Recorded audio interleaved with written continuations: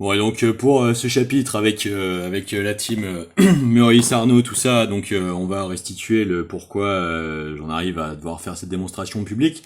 Il y a beaucoup de gens, parce que c'est la normalité aujourd'hui de se dire, mais en fait, tu comprends pas que t'as une opportunité de transformer cette exposition médiatique en lancement, gna gna gna, l'occasion de se placer, de lucrativiser énormément, du coup l'exposition publique pour la monétiser. Il suffit de remplir des salles derrière, machin, tout ça. Oui, non mais très bien. Si vous voulez, les gars, c'est pas quelque chose que j'ignore en fait à la base avant tout ça. En fait, moi je viens du spectacle vivant, si vous voulez. Non, le problème, il est sociétal. C'est-à-dire que le problème, à un moment, c'est de donner les gages publics et de continuer de les donner d'avalisation de ce type d'emprise. Parce que, si vous voulez, ce type de chantage, de prépositionnement, puis de position, de tentative d'emprise et d'imposition de chantage aux personnes, c'est ce qui a lentement en fait fait dériver, progresser vers le bilan catastrophique vers lequel on est. Et donc, si vous voulez, par exemple, quand tout à l'heure je recite la nullité en fait de la tentative ultime de salissure de Villepin par le réseau Sarkozy-Bourgi, parce que Bourgi est l'avocat de Nicolas Sarkozy, en fait, il a trahi le camp chiracien pour rejoindre Sarkozy, parce que c'est une merde. Et du coup, il se permet d'essayer de mollement tenter de salir Villepin, lui nuire dans sa chute finale, l'autre Napoléon là, comme si le fait de se faire offrir deux statuettes, ça prouvait que quoi que ce soit. Enfin, alors moi je suis pas de droite, hein, je défends pas la politique menée par de Villepin. Je pense que c'était une erreur énorme de la Chiraquie à l'époque d'essayer d'aller lorgner vers l'extrême droite. Et je pense que la véritable raison de tout ça, c'est les pressions, les emprises qui ont été exercées sur Chirac par Garot, Juillet, la pénétrativité des réseaux de dope qui commençaient à devenir hors de contrôle et tout le tas de conneries racontées bref, bref, on s'en fout. Du coup, qui en fait ont essayé de faire dériver progressivement la France dans son éventrement en fait. Hein. C'est une stratégie coloniale d'infiltration. La façon dont Gergorin a été hameçonné en fait, être identifié, péter une durite sur la tentative de ménage en bateau qui a été faite. Bon, si vous voulez, tout ça c'est les manœuvres d'un Sarkozy augmenté des réseaux d'espionnage étrangers perpétrés contre la France pour détruire le modèle français et ouvrir la France comme un boulevard permettant de fragiliser en fait la constitution du marché européen pour s'en servir comme d'un déversoir colonial provincial d'un marché de réserve, en l'occurrence le plus grand marché du monde. Et donc c'est ni plus ni moins qu'une inféodation, si vous voulez, atlantiste, quoi. Or, le problème étant que les stratégies de politbureauisation, en fait, on voit très bien d'où elles viennent et ce qu'elles font dans l'histoire, c'est-à-dire que c'est ce qui a tenté de mettre la Russie à genoux avec le krach boursier en 95, où l'espérance de virus a reculé de 10 ans en 10 ans, et de son imposition à s'ouvrir à l'ordre néolibéral, si vous voulez. Ça s'est pas passé autrement, quoi. Et donc, on voit très bien pourquoi, à partir du moment où c'est ce type de dynamique qu'il faut chercher à imposer systématiquement, alors le seul ressort discursif, le matraquage propagandiste qui va être bastonné à tout prix, c'est notre stalinisation préalable qui va faire en sorte d'essayer de nous positionner, à nous faire mériter ce traitement. Or, il n'en est rien. Il n'en est rien. Hein. Encore une fois, si vous voulez, je ne pense pas qu'entraîner des profils qui sachent pas dans quoi ils vont, qui finissent à devoir développer comme métier celui de tuer dans l'armée, etc., pour ensuite être envoyé contre l'historien récalcitrant, ce soit quelque chose qui nous fortifie dans le monde, en fait.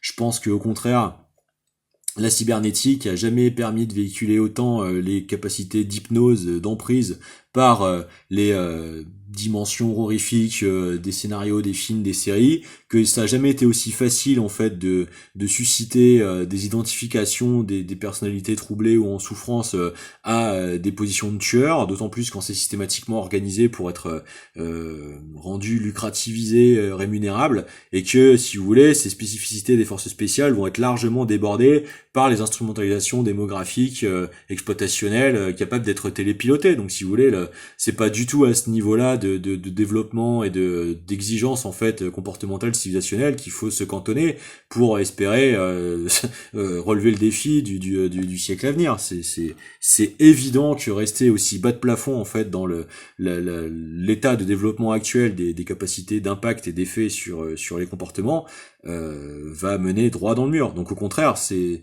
d'autant plus l'occasion en fait d'imposer des exemples, des alternatives, quoi. C'est-à-dire non, je n'ai pas à me soumettre, à donner le gage public, d'avoir à me soumettre et à valider ça. Je ne dépends pas en fait de ces personnes pour connaître le succès. Je pourrais le déployer par mes propres moyens, il n'y a pas de souci. J'ai de multiples capacités de penser comment créer sans aucune forme d'illégitimité un moyen de vivre à la hauteur en fait de ce que j'ai à en faire. Et si vous voulez, actuellement, ce qui m'intéresse, c'est d'avoir justement à ne pas me taire sur les conséquences et les conditions qui ont tenté de m'être faites systémiquement. Donc oui, le manque d'entrain, le manque d'empathie, la laideur audiovisuelle des conditions sommaires dans lesquelles je tourne, la coupe des formats, pas non plus le regorgement d'efforts, d'essayer à tout prix de surdépasser l'énième épreuve qui m'est faite après 15 ans, après avoir déjà fait des vingtaines de remontées en selle d'affilée sans que personne n'en sache rien. Vous n'avez pas idée du va-et-vient, moi, de remotivation, d'affrontement, de choses absolument inacceptable, indéfendable que j'ai eu à sublimer, à surcompenser systématiquement, à repartir de l'avant. Vous avez pas idée jusqu'à quel point j'ai joué le jeu du fait qu'on essaye de rester impuni, d'essayer de me balader, essayant de faire en sorte que cette persévérance en fait finirait par payer. Et puis on essaye d'aller jusqu'au bout, essayer de doter la dignité et la légitimité d'un homme à vivre en fait. Donc je vois pas pourquoi, en fait, toutes les personnes qui y sont adonnées parfaitement préméditamment, qui savent pertinemment ce qu'elles font quand elles s'y adonnent, du coup, et qui ont vainement tenté d'essayer de se persuader à force de s'intervalider que leur délire était vrai et que du coup je méritais ce traitement. Non, c'est juste ils sont tombés dans le piège de leur propre propagande, de leur propre imposture, de leur propre corruption, et c'est pas à moi d'en faire les frais, en fait. Donc ils sont confrontés à ce qu'ils essaient de générer, c'est tout. Et s'ils comprennent pas quand ça se passe, démonstration faite d'autant plus, en fait. C'est-à-dire que il va rester quoi publiquement en fait? L'hypnose, du bullshit permanent, des apparats qui sont déployés sur les seules ressources de capacité de manipulabilité des opinions. Bon qui gardent leur public, je veux dire, on s'en fout de leur public dans ce cas-là. Qu'est-ce qu'on va faire de gens capables de ne pas comprendre les enjeux de société sur lesquels ils se laissent amenuiser, sur lesquels ils se laissent programmer et influencer, en fait reculer en exigence? En quoi vous croyez que ça ne va pas directement constituer la remontée des signaux de validation du fait que la machine peut continuer de leur rouler dessus? Enfin, c'est évident que ça participe du prolongement systémique et donc elle est là, l'emprise quoi, elle est là l'exploitation, elle est là l'aliénation quoi. C'est-à-dire c'est la persiflance, la persuasion, la diversion, l'emprise, l'insinuation. Voilà, c'est tout ce qui simule en fait le bien fondé et qui ne l'est pas. Et du coup,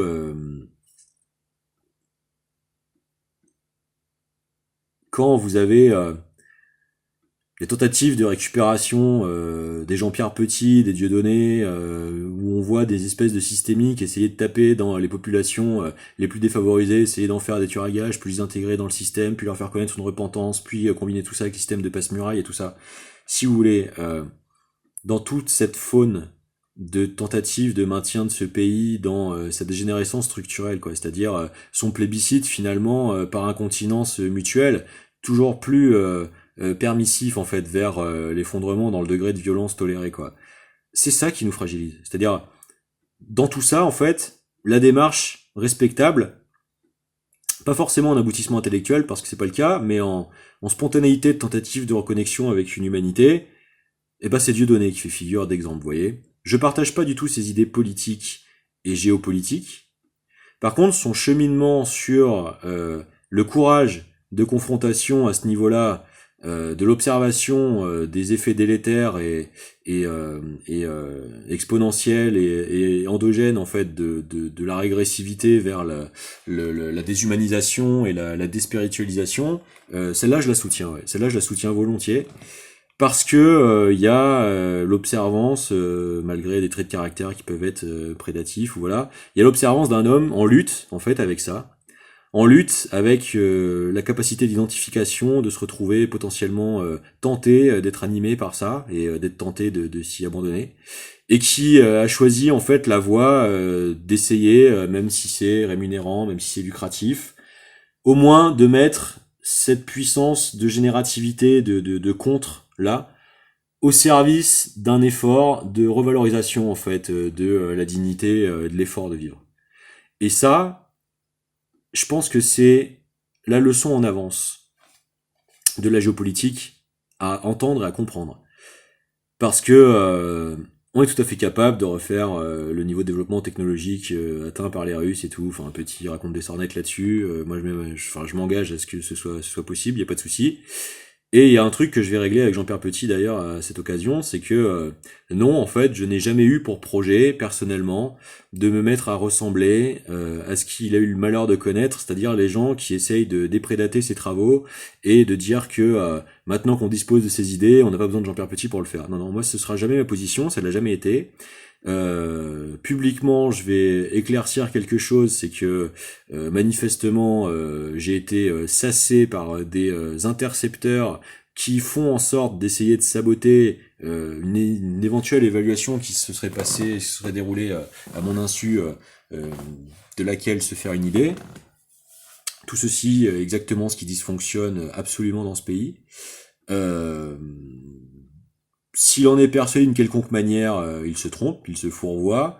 Ce à quoi je réponds, c'est la coordination systémique relevant du déploiement de cette entreprise coloniale communautaire qui s'opère bel et bien contre la France, qui est remontée par la corruption, notamment sur les grands axes du narcotrafic et principalement par la Brume de Mer et la French Connection, et qui a capturé tout de suite les leviers d'influence majeurs qui a été la radio-télédiffusion, et qui depuis en fait a essayé de verrouiller, et ce qui explique l'effondrement progressif de la France, puisque la tentative de terroristicisation croissante de l'introduction du RN dans les foyers se fait principalement par le levier dont c'est la caractéristique d'activité la plus déterminante de la télévision, c'est-à-dire ce pouvoir d'emprise par l'effroi, ce pouvoir de terrorisation.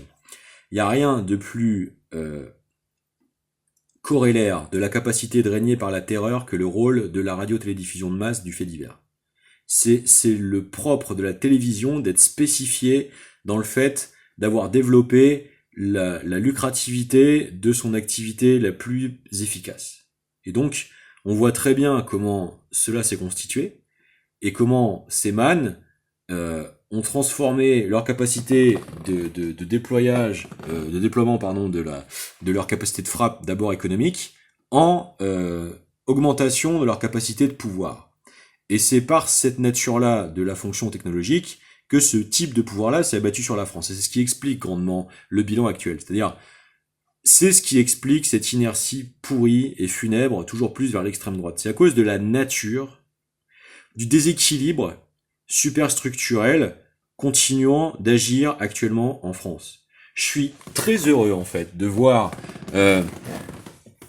l'illumination qui vient de se produire chez Isabelle Huppert et Virginie Efira, qui réalisent le rôle de l'emprise de la caméra, de la dissociation et de la nécessité en fait de la stimulation autonome volontaire du génie en fait de la polytonalité psychoconceptuelle et psychoaffective autonale en temps réel, cette performance d'être en fait cette auto-galvanisation des multiples raisons d'être synchrones, cette auto-encapacitation, voire intervalidiste, qui est pour moi la meilleure médecine en fait à susciter, à stimuler et à vulgariser, à légitimer et à valoriser en fait dans ce milieu particulièrement touché par les tentatives de systèmes aliénatoires d'emprise.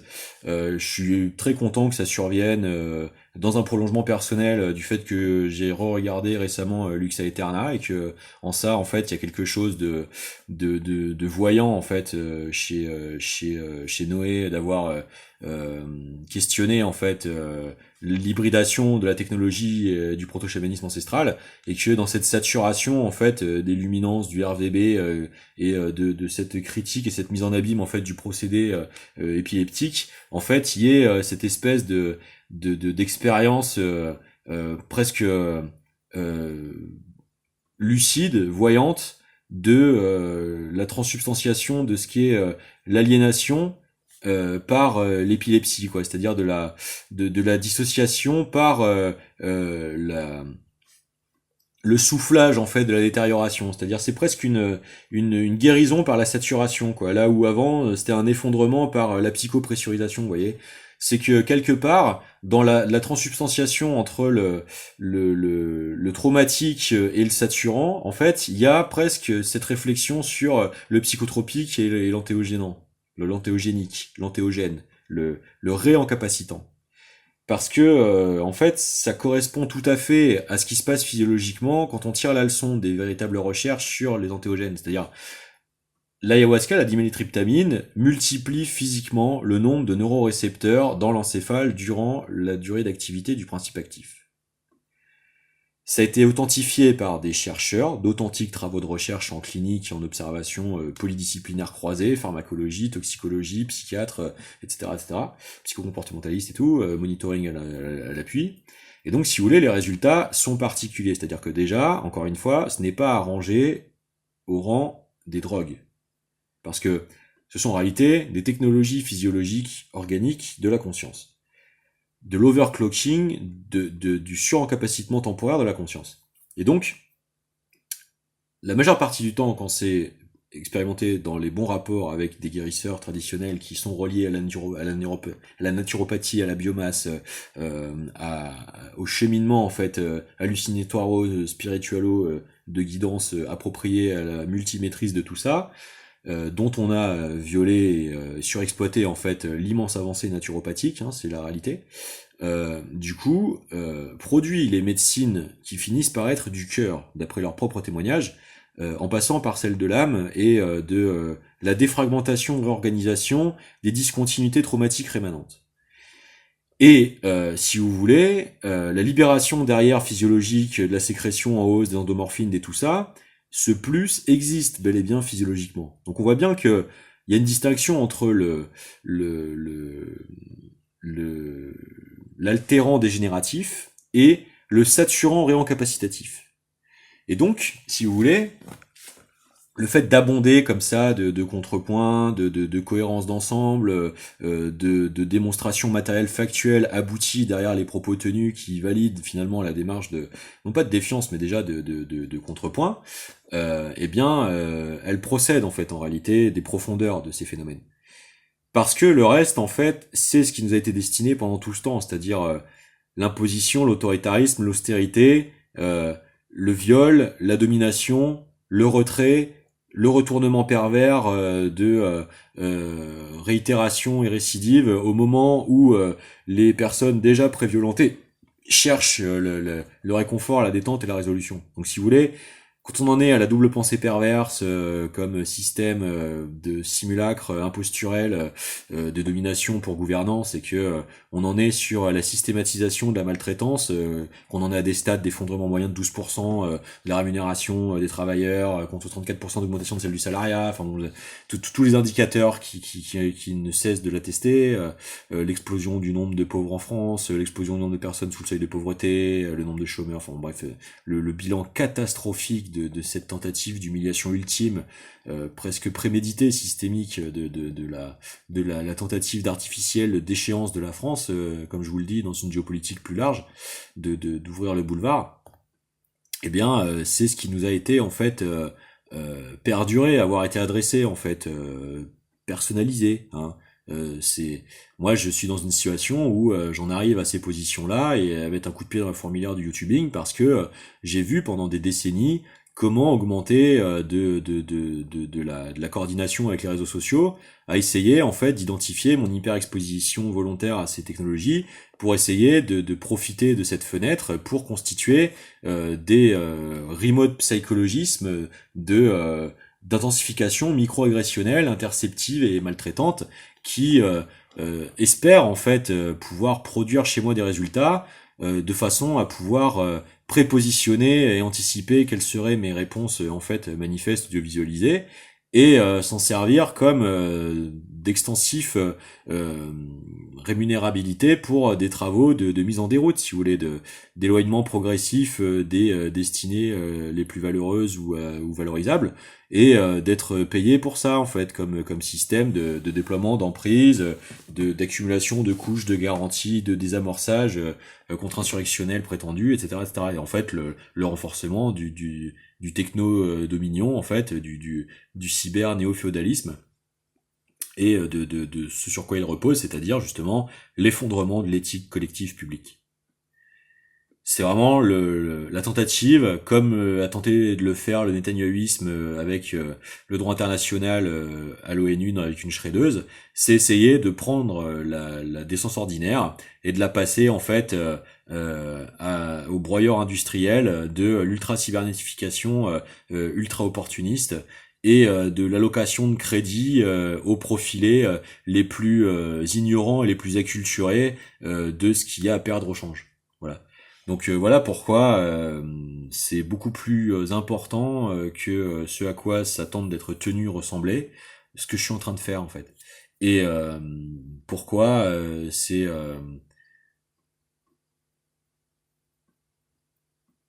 en réalité salvateur, quoi. Parce que derrière, il y a la tranquillisation du retour à la parole libre, et non pas à la caricature de liberté, de pseudo-subversion, de perpétuation en fait de la maltraitance qui devient en fait une substitution à la véritable capacité par celle du plaisir en fait de l'agression, de la mimétisation en fait, de la provocation, du trash talking, du pseudo-humour de l'époque, des machins de trucs.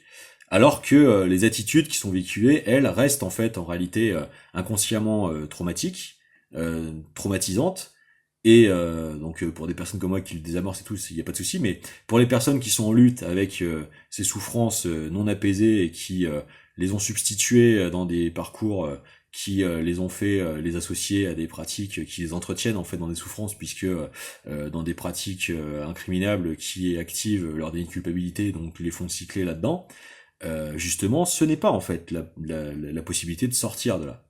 Et moi, ça explique ce qui est tente d'être maintenu en fait à ma déprédation, alors que ces personnes-là, desquelles il est attendu qu'elles soient télépilotables en fait, continuent d'essayer d'y procéder, sont maintenues dans ces systèmes de souffrance à cause de ces systèmes d'intervalidisme qui sont tentés d'être déployés, se superposer en fait à ce qu'est la décence véritable à la française, et qui en fait comme je vous le démontre, ne peut que chercher à actualiser en fait son système de propagande, chercher systématiquement à s'auto-relégitimer, vous voyez, mais sur la base de la performance, de l'arrachement de ça à l'audience, et pas de la suscitation en fait, pas de la résonance, de l'imposition perverse, manipulatoire, faussée, faussaire, interventionniste, hein, et pas le don d'offrir les notions clés qui ne dépendent plus de nous pour qu'elles produisent leurs effets.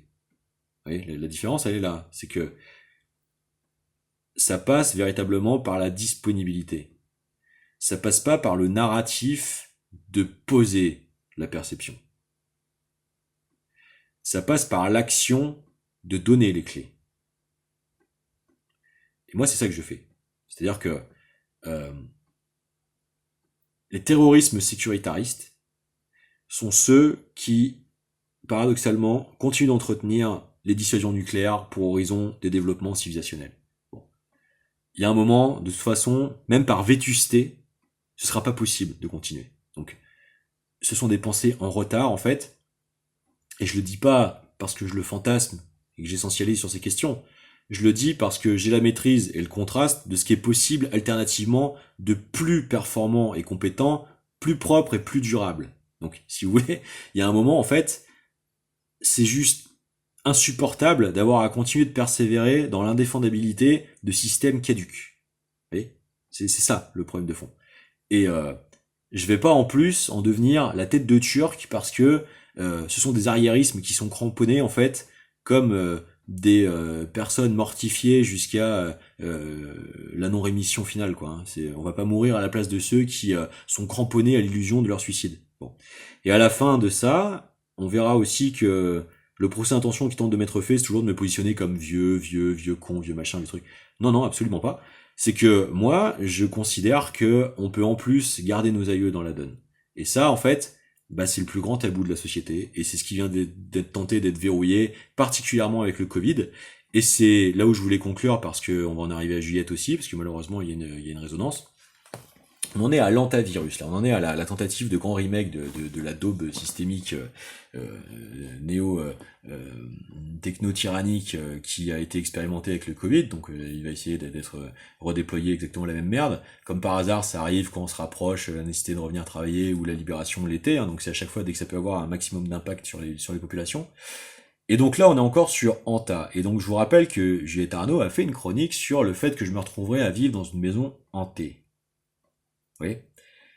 Et ça fait aussi hantavirus.